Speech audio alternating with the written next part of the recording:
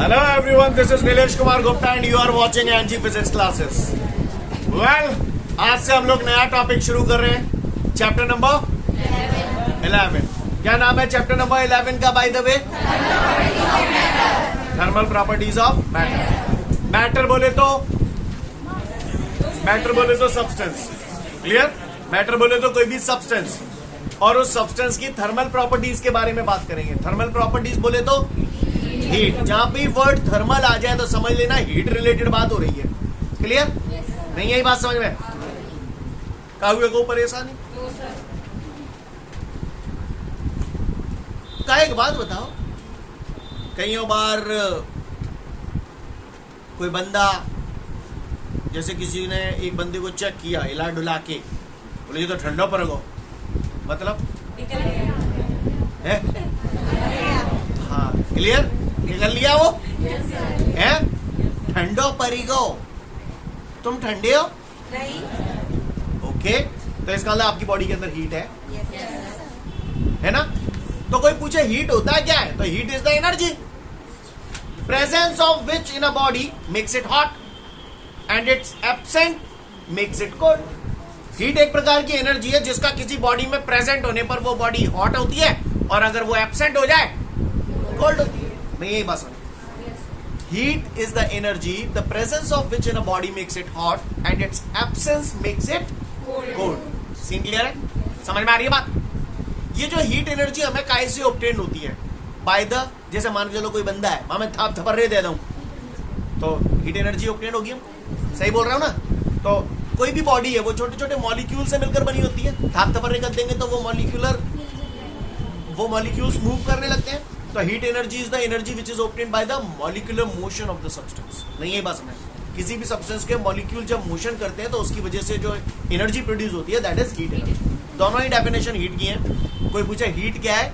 The heat is the energy the presence of which in a body makes it hot and its absence makes it cold. और दूसरा heat is the energy which is obtained by the molecular motion of the substance. I hope you understand. You understand guys? तो फटाफट heat का definition पढ़ ले फिर मैं आगे बढ़ूंगा. इसके बाद हमारे सामने अगला क्वेश्चन है define thermometry. Define thermometry. Metry word जहां भी आ जाए मेजरमेंट से रिलेटेड बात हो रही है. थर्मो यानी थर्मल. थर्मल बोले तो हीट. क्लियर? कोई बॉडी कितनी गर्म है या कितनी ठंडी है. क्लियर? तो इस बात के लिए हमें मेजरमेंट लेने पड़ेंगे. तो इसी को हम लोग बोलते हैं thermometry. The measurement of hotness और coldness of a body is called thermometry. समझ में आ रही है बात? क्या बोला मैंने? द मेजरमेंट ऑफ हॉटनेस और coldness of a body is called thermometry. I hope you understand. Scene clear है? पढ़ लो फटाफट इसे. तो आप सभी लोग एक बेंच पे बैठे हैं. बैठे हैं. बेंच के नीचे, बेंच पे जो वुडन फ्लोर है ना, वुडन प्लैंक के नीचे आयरन का फ्रेम है. उसको छुओ. कैसा लग रहा है? क्यों लगा ठंडा आपको? क्यों लगा ठंडा आपको आखिर? जब आपकी बॉडी और आयरन फ्रेम, पहले बताओ आपकी बॉडी और आयरन फ्रेम में से हाई टेम्परेचर पे कौन था? आपकी बॉडी हाई टेम्परेचर पे थी, आयरन फ्रेम लो टेम्परेचर पे था. जैसे ही आप दोनों कांटेक्ट में आए, यानी आपकी बॉडी और आयरन फ्रेम दोनों कांटेक्ट में आए, तो आपकी बॉडी से हीट निकली और कहां गई? आयरन फ्रेम की तरफ. तो आपकी बॉडी से अगर हीट निकलेगी तो आपको कैसा महसूस होगा? और आपकी बॉडी को अगर हीट मिलेगी तो आपको कैसा महसूस होगा? तो आपने जब आयरन फ्रेम को छुआ तो आपको ठंडा महसूस क्यों हुआ? क्योंकि आपकी बॉडी से हीट निकली. कहां की तरफ गई? यानी हीट का फ्लो हमेशा कहां से कहां की तरफ होता है? हाई टेम्परेचर से लो टेम्परेचर की तरफ. नहीं यही मेरी बात समझ. आप यहाँ पर हॉट एंड हो गए और आयरन फ्रेम कोल्ड एंड हो गई. तो हॉट एंड से कोल्ड एंड की तरफ हीट का फ्लो हो रहा है. यानी मेरा कहने का तात्पर्य यह है कि जब दो अलग अलग टेम्परेचर की बॉडी को कांटेक्ट में रखा जाता है तो हीट का जो फ्लो होता है that is always from high temperature to low temperature. Clear? Heat का फ्लो हमेशा हाई टेम्परेचर से लो टेम्परेचर तक होता है. और तब तक होता है, कब तक होता है? कब तक होता है? जब तक दोनों के टेम्परेचर सेम ना हो जाए। जैसे ही दोनों के टेम्परेचर सेम हो जाएंगे हीट का फिल्लो बंद हो जाएगा। नहीं है मेरे पास, सीन क्लियर है? आपने आयरन फ्रेम छुआ, आपको ठंडा महसूस हुआ क्योंकि आपकी बॉडी से हीट निकली। निकली नहीं निकली? निकली। कहां गई? अब आप उसे पकड़े ही रहो तो थोड़ी देर के बाद क्या वैसा ही ठंडा लगता है जैसा जब छुआ था तब लग रहा था? तो इसका मतलब दोनों थर्मल इक्विलिब्रियम में आ गए। इसको थर्मल इक्विलिब्रियम बोलते हैं। अगले वाले चैप्टर में पढ़ेंगे आगे आने वाले में। समझ में आ रही बात? यानी हीट का फ्लो कब तक होता है? जब तक कि दोनों के टेम्परेचर। हीट का फ्लो कहां से कहां की तरफ होता है? लेकिन होता कब है? जब दो अलग अलग टेम्परेचर की बॉडी को कांटेक्ट में रखते हैं। Clear? When two bodies at different temperature are kept in contact, then heat is flowing always from high temperature to low temperature. Scene clear है? समझ में आ रहा है? अगला नोट पढ़ लो फिर आगे की बात करूंगा। इसके बाद हमारे सामने अगला क्वेश्चन है डिफाइन टेम्परेचर। कोई पूछे हमसे टेम्परेचर होता क्या है, तो टेम्परेचर की अगर बात की जाए तो भैया टेम्परेचर केवल एक नंबर होता है। टेम्परेचर केवल एक नंबर होता है जिससे हम जजमेंट लगा पाते हैं कुछ चीजों का। क्लियर? टेम्परेचर अपने आप में एक फिजिकल क्वांटिटी है। क्या है? हाँ, जैसे फॉर एग्जाम्पल ये दो बॉडीज हैं, अलग अलग टेम्परेचर पर है। एक हॉट बॉडी है, ये कोल्ड बॉडी है। तो हॉट बॉडी कितनी हॉट है, कोल्ड बॉडी कितनी कोल्ड है, इस बात का कैलकुलेशन करने के लिए कुछ नंबर से देने पड़ते हैं, है ना? उसी को हम लोग बोलते हैं टेम्परेचर। क्लियर? टेम्परेचर एक फिजिकल क्वांटिटी है। अब इससे होता क्या है? इससे हमें ये पता, जैसे मान के चलो इसका टेम्परेचर है 50 डिग्री सेल्सियस और इसका टेम्परेचर है 20 डिग्री सेल्सियस। तो इससे हमें ये पता चल जाएगा कि जब इन दोनों बॉडीज को कांटेक्ट में रख दिया जाएगा तो हीट का फ्लो यहां से यहां की तरफ होगा। नहीं है बस। सीन क्लियर है?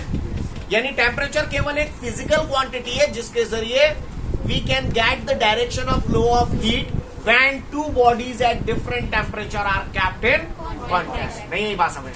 टेम्परेचर केवल एक फिजिकल क्वांटिटी है जिसके जरिए हमें direction of flow of heat का पता चलता है। कब?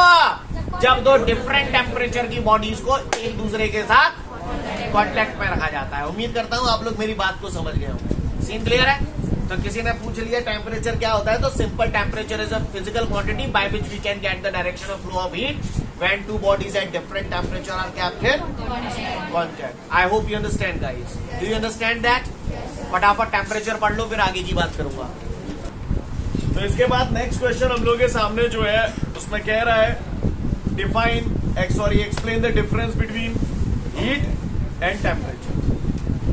तो भैया हीट और टेम्परेचर तो यार तेल लेने एक एक तो डेफिनेशन आ जाएगी डिफरेंस में। डेफिनेशन आप जानते हैं, heat is the energy which is obtained by the molecular motion of the substance. Clear? Temperature is a physical quantity by which we can get the direction of flow of heat when two bodies at different temperature are kept in contact. जो बोला समझ में? Heat energy है। Usually एक बार बताओ, सोना gold क्या में नापा जाता है? कैरेट में, है ना? कैरेट में तो उसकी शुद्धता को परखा जाता है, उसका वजन नापना है तो ग्राम, किलोग्राम में ना नाप सकत। क्यों? ये सोने को किलोग्राम में नहीं नाप सकते, मैं तो टन में नाप लाऊं। क्लियर? सही बोल रहा हूं ना? पर यूजुअली ज्यादातर जो ट्रांजैक्शंस होते हैं वो तोला में होते हैं, ग्राम में होते हैं। समझ में आ रही बात? इसलिए हम लोग ऑन एन एवरेज जो यूनिट बोलते हैं वो क्या बोलते हैं? ग्राम। नहीं है बात समझ? इंसानी वजन अपन क्या बोलते? फलाना आदमी एक टन को है, कैसे बोलते हैं? किलो बोलते हैं, किलोग्राम, है ना? ये ऑन एन एवरेज जो यूजुअली ज्यादातर यूज की जाती है। हीट एनर्जी है तो एनर्जी है तो एनर्जी, तो यूनिट तुम ही बता दो। खाओ सिर्री बता दे भाई साहब, जूल। लेकिन यूजुअली हीट एनर्जी ज्यादातर जो नापी जाती है वो कैलोरी में नापी जाती है। क्या में नापी जाती है? कैलोरी में नापी जाती है। सामान्यतः हीट एनर्जी जब भी दी जाती है तो वो कैलोरी में नापी जाती है। क्या में नापी जाती है? लेकिन अगर कोई पट्टा हमसे पूछे कि what is the unit of heat energy in SI system, तो उसको बोलना। समझ में आ गई बात? अब आप ही बता दो टेम्परेचर की यूजुअली डिग्री सेल्सियस में भी नापते हैं, बाकी ऐसा ही सिस्टम में कोई पट्टा अगर हमसे यूनिट पूछ ले केल्विन नहीं, यही बात। हीट को किसी सब्सटेंस के अंदर कितनी हीट है इस बात को मेजर करने के लिए हम प्रिंसिपल ऑफ कैलोरीमेट्री यूज करते हैं।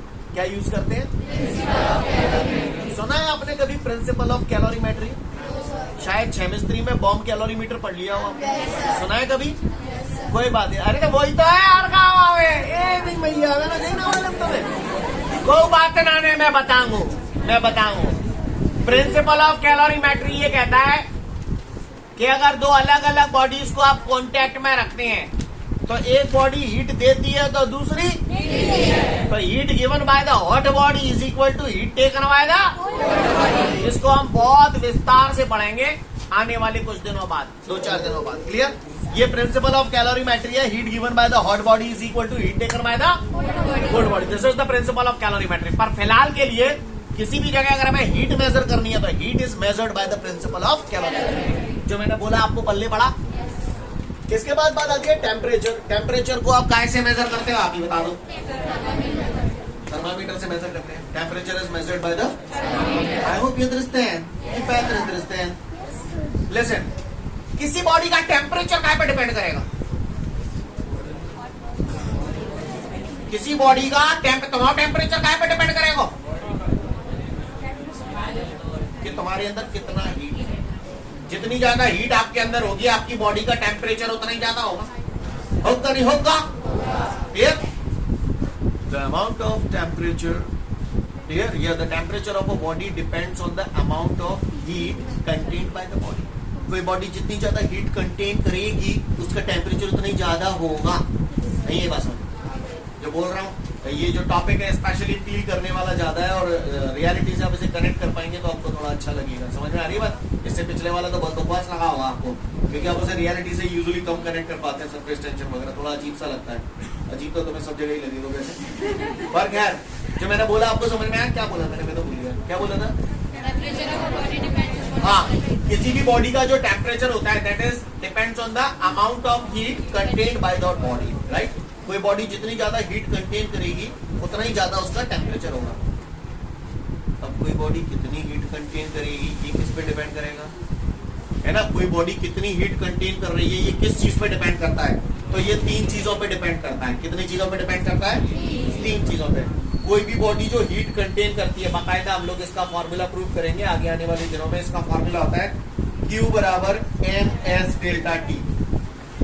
ठंड जब लगती है तो आपको हीट की जरूरत पड़ती है और जैसे आपको हीट मिलती है आप मस्त हो जाते हैं और हीट इज इक्वल टू मस्त। Clear? Okay, ms delta T। क्यों यहाँ पर हीट है। अब किसी बॉडी के अंदर जो कोई भी बॉडी जो हीट कंटेन करती है वो 3 बातों पे डिपेंड करती है। Amount of substance, clear? दूसरा एस यहाँ पर कुछ लोग एस लिखते हैं, कुछ लोग सी भी लिख देते हैं और दोनों ही बहुत ट्रेंड में, दोनों ही बहुत चलन में। एमएस डेल्टा टी भी बोल सकता हूँ या एमसी डेल्टा टी भी बोल सकता हूँ। सी यहाँ पर स्पेसिफिक हीट या एस यहाँ पर स्पेसिफिक हीट है जो नेचर ऑफ द मटेरियल पे डिपेंड करती है। अलग अलग मटेरियल के लिए स्पेसिफिक हीट अलग अलग होती है। क्लियर? ओके। और तीसरा temperature difference. Clear? Temperature difference, जितना ज्यादा टेम्परेचर डिफरेंस होगा इसका मतलब उसके अंदर हीट कंटेंट उतना ही ज्यादा है। नहीं, यही बात समझ में? क्लियर? तो amount of heat content by a body depends on the mass of the substance, specific heat of the substance and temperature. See clear है? स्पेसिफिक हीट क्या पे डिपेंड करती है? Nature of the material. See clear है? कोई दिक्कत? समझ गए? अच्छा, चलूं आगे। 2 बॉडी है। अच्छा, एक बात बता, 2 बॉडी है, 2 अलग अलग बॉडी है, दोनों को अगर सेम हीट दूं तो क्या ये जरूरी है दोनों का टेम्परेचर सेम पड़े? 2 बॉडी है, दोनों को सेम हीट दे रहा हूं। एक तरफ लगाइया है, दूसरी तरफ पत्थर है, दोनों को सेम हीट दे रहा हूं, तो जरूरी है दोनों के टेम्परेचर सेम पड़े? क्लियर? या 2 बॉडी के अगर टेम्परेचर सेम है तो क्या ये जरूरी है कि उनके अंदर amount of heat content same हो? समझ गए मेरी बात? क्लियर? फील आ रहा है ना? यानी 2 बॉडी अगर सेम टेम्परेचर पर हो तो इसका मतलब ये कदापि नहीं है कि उनके अंदर अमाउंट ऑफ हीट सेम हो। या 2 बॉडी की अगर हीट सेम है, 2 बॉडी के अंदर हीट का अमाउंट सेम है तो इसका मतलब ये जरूरी नहीं है कि उनके टेम्परेचर सेम। मेरी बात समझ में आ रही है? अगली बात, ये एक बॉडी है, इसके अंदर हीट एनर्जी 5 जूल है। ये दूसरी बॉडी है, इसके अंदर हीट एनर्जी 3 जूल है। दोनों को मिक्स कर दिया तो टोटल एनर्जी कितनी हो गई? 8 जूल। यानी टोटल एनर्जी जो होगी वो दोनों हीट एनर्जी के सम के बराबर होगी। Scene clear? अच्छा, मेरे पास एक बकेट में पानी है 100 डिग्री सेल्सियस को, और दूसरी बकेट है वहां पे 200 डिग्री सेल्सियस को पानी है। दो मैंने मिलाई गई तो टेम्परेचर कितने का जाओ? पालन से रोज नहा धो के आता मैं वैसे ही चले आता हूँ। अगर नहा धो के आता तो मुझे एक बात बताइयो, तुमने गर्म पानी कर लो 100 डिग्री सेल्सियस को, गर्म पानी बिल्कुल खड़खड़ाना हो बढ़िया, फिर मैं क्या करता हूँ? फिर उसमें 100 डिग्री सेल्सियस के पानी में 100 डिग्री सेल्सियस सोचो पहले से ही खड़खड़ाया रहा है, फिर वहां में तुमने 20 डिग्री सेल्सियस को पानी और मिला लो ठंडा, तो टेम्परेचर 120 है। टेम्परेचर 120 है आपको। हाँ, यानी ऐसे तो मत बोलो जैसे नाप के बोल रहे हैं 80, जो बोलो 20 और 100 के बीच की को वैल्यू होगी, नहीं मुद्दा समझ में आया? अलग अलग टेम्परेचर की बॉडीज को जब आप टच करते हो या मिक्स करते हो, एक अलग टेम्परेचर का लिक्विड है, दूसरा अलग टेम्परेचर का लिक्विड है, दोनों को गड्ढ सड्ढ कर दोगे, क्लियर? तो जो रिजल्टेंट टेम्परेचर आएगा वो उन दोनों के बीच की एक वैल्यू होगी। ऐसे जोड़ मत दिया 20 मैंने कहा चला 120 है, पता मत आई नहीं आई मेरी बात समझ में? सीन क्लियर है? जितने भी पॉइंट बोले मैंने आपको समझ में आए?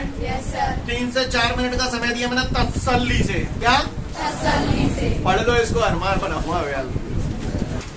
तो मैं उम्मीद करता हूँ सभी लोगों को हीट और टेम्परेचर के बीच का डिफरेंस क्लियर हो गया होगा। मुझसे अगला क्वेश्चन पूछ रहा है डिफाइन थर्मामीटर। आप ही बता दो थर्मामीटर क्या होता है? The instrument with the help of which we can calculate the temperature of a body is called thermometer. सही बोल रहा हूँ? ये भी समझाने की जरूरत है? पढ़ लो थर्मामीटर, फिर आगे की बात करूंगा। इसके बाद हमारे सामने अगला क्वेश्चन है डिफाइन थर्मल एक्सपेंशन। एक्सपेंशन का मतलब फैलना, किसी भी चीज का फैलना। एक्सपेंशन का मतलब होता है फैलना। कह रहा है थर्मल एक्सपेंशन, यानी किसी बॉडी को आप हीट दे रहे हो, गर्म कर रहे हो, गर्म करने की वजह से वो चीजें फैलती हैं, इसको हम लोग बोलते हैं थर्मल एक्सपेंशन। जितने भी सब्सटेंस होते हैं, each substance expand on heating. किसी भी सब्सटेंस को जब आप गर्म करते हो, हीट देते हो, तो वो एक्सपैंड होती है, इसी को हम लोग बोलते हैं थर्मल एक्सपेंशन। क्यों एक्सपेंड होती है उसका कारण है, पिछले चैप्टर जब आपने पढ़े थे तो मैंने बताया था किसी भी सब्सटेंस के अंदर दो एटम के बीच का जो डिस्टेंस होता है वो इक्विलिब्रियम डिस्टेंस होता है, और जब इक्विलिब्रियम डिस्टेंस होता है तो उनके बीच ना कोई अट्रैक्शन फोर्स लगता है ना कोई रिपल्सिव फोर्स लगता है। बताया था ना कॉज ऑफ इलास्टिसिटी में मैंने, है ना? यानी उनके बीच का जो सेपरेशन होता है वो इक्विलिब्रियम सेपरेशन होता है। लेकिन जब आप उसे गर्म करते हो, जब आप गर्म करते हो तो उनके बीच का जो इक्विलिब्रियम सेपरेशन है वो थोड़ा सा बढ़ जाता है, क्लियर?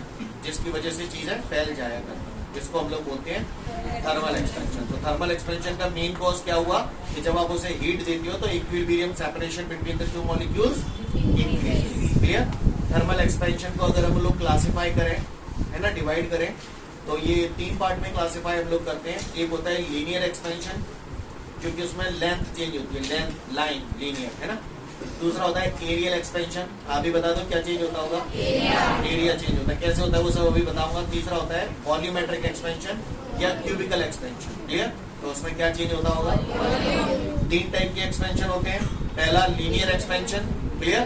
दूसरा एरियल एक्सपेंशन, एरियल एक्सपेंशन को कुछ लोग सुपरफिशियल एक्सपेंशन भी बोलते हैं, और तीसरा होता है क्यूबिकल एक्सपेंशन या वॉल्यूमेट्रिक एक्सपेंशन। सुनते जाइएगा ध्यान से, बस सुनिएगा पहले या अभ्यास सुनिएगा। पहले आपको थर्मल एक्सपेंशन समझ में आ गया? पहले थर्मल एक्सपेंशन पढ़ लो, फिर मैं आगे की बात करूंगा आपसे। तो मैं उम्मीद करता हूँ टाइप्स ऑफ थर्मल एक्सपेंशन आपको समझ में आए। कितने टाइप के होते हैं? कितने टाइप के होते हैं? कौन कौन से? लीनियर एक्सपेंशन, एरियल एक्सपेंशन और क्यूबिकल एक्सपेंशन। लीनियर एक्सपेंशन की अगर हम बात करें तो जैसे कोई मेटेलिक वायर है, क्या? और ये मेटेलिक वायर है, ये मेटेलिक वायर समझने की कोशिश कर रहा है, ट्राई टू अंडरस्टैंड एवरीवन। ये मेटेलिक वायर है, मैंने इसे गर्म किया तो इसकी लेंथ बढ़ जाएगी, है ना? तो ये कौन सा एक्सपेंशन हुआ? Linear expansion. अच्छा, इसकी लेंथ बढ़ जाएगी तो इसका डायमीटर, हाँ एक्चुअली आप लोग इलास्टिसिटी पढ़ के आए हो ना, इसलिए ऐसा बोल रहे हो भैया। वह इलास्टिसिटी है, भूल जाओ, या कोई डायमीटर भी बढ़ेगा वो खेल गए ना हाले चुका है वो है कि तुम नोट सर में गलत तो ना लिखे, सही लिखी हुआ मैं। लेंथ तो बढ़ेगी और डायमीटर भी बढ़ेगा। पूछो ऐसा क्यों? महसूस करो, वो लंबे लंबे वाले गुब्बारे आते हैं और गुब्बारे ने खुलेंगे, लेंथ बढ़ रही है, डायमीटर तो बताओ, तो कह रहे डायमीटर कम है। लिसन एवरीवन, ये मॉलिक्यूल है, टेम्परेचर बढ़ाया तो मॉलिक्यूलर सेपरेशन बढ़ा तो इनके बीच का डिस्टेंस बढ़ गया। मॉलिक्यूल तो ऊपर हुए, इनके बीच का सेपरेशन बढ़ेगा तो यूं तो फैलेगा, तो डायमीटर बढ़ेगा। नहीं ये बात सुना। परंतु क्या?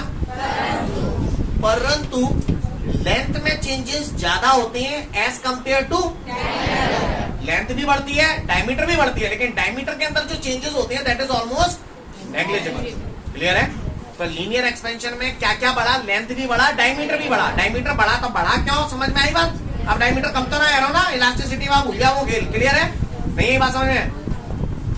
तो यहाँ पर डायमीटर के अंदर जो चेंज होता है वो ऑलमोस्ट नेग्लिजिबल होता है। तो यहाँ पर हम लोग लेंथ में चेंज की बात करते हैं, इसलिए हम लोग इसे कौन सा एक्सपेंशन बोलते हैं? दूसरा होता है हमारा सुपरफिशियल एक्सपेंशन या एरियल एक्सपेंशन। एरियल एक्सपेंशन में हम लोग क्या करते हैं, कोई लोहे की चादर है, मेटेलिक शीट, मेटेलिक शीट को अगर हम गर्म करेंगे तो उसकी लंबाई भी बढ़ेगी, उसकी चौड़ाई भी बढ़ेगी, यानी एरिया बढ़ गया। शीट भले कितनी भी पतली हो, लेकिन मोटाई तो उसकी भी होगी, थिकनेस भी तो होगी, उसकी ऊंचाई भी तो होगी। अब वो ऊंचाई भी बढ़ेगी या कम होगी? बढ़ेगी। लंबाई भी बढ़ गई, चौड़ाई भी बढ़ गई, ऊंचाई भी बढ़ गई। अब मैं एरियल एक्सपेंशन की बात कर रहा हूं तो थिकनेस जो चेंज होगी वो नेग्लिजिबल होगी as compare to length and breadth. नहीं है मेरी बात? तो थिकनेस वहां पर नेग्लिजिबल हो गई। आपको मेरी भाषा समझ में आ रही है? तो एरियल एक्सपेंशन में बढ़ता तो लंबाई चौड़ाई ऊंचाई तीनों है, लेकिन वो ऊंचाई जो होती है, जो थिकनेस जो होती है शीट की, वो ऑलमोस्ट बढ़ती है, लेकिन वो नेग्लिजिबल बढ़ती है लंबाई और चौड़ाई के कंपेयर में। तो इसको हम लोग बोलते हैं एरियल एक्सपेंशन। समझ गए? क्यूबिकल एक्सपेंशन की अगर मैं बात करूं तो क्यूबिकल एक्सपेंशन में सपोज करो कोई क्यूब टाइप की कोई चीज है, क्यूबॉइड शेप है, उसको अगर मैं गर्म करूंगा तो लंबाई भी बढ़ेगी, चौड़ाई बढ़ेगी, ऊंचाई बढ़ेगी। तो इसको हम लोग बोलते हैं क्यूबिकल एक्सपेंशन, या दूसरा नाम इसका क्लियर है? काव्य को परेशानी, मेरी बात समझ में आई? पढ़ लो types of expansion, types of thermal expansion. ठीक है, तो फिर आज के लिए पर्याप्त है, कल फिर मिलते हैं। Thank you everyone, have a great day to all of you guys. Jai Hind.